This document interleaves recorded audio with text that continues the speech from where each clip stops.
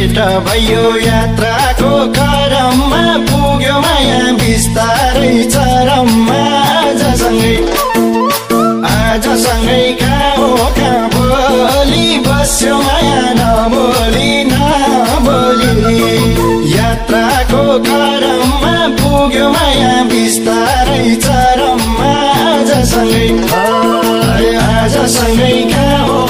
भोलि बस्यो माया नबोली आजसँगै कहाँ भोलि बस्यो माया नबोली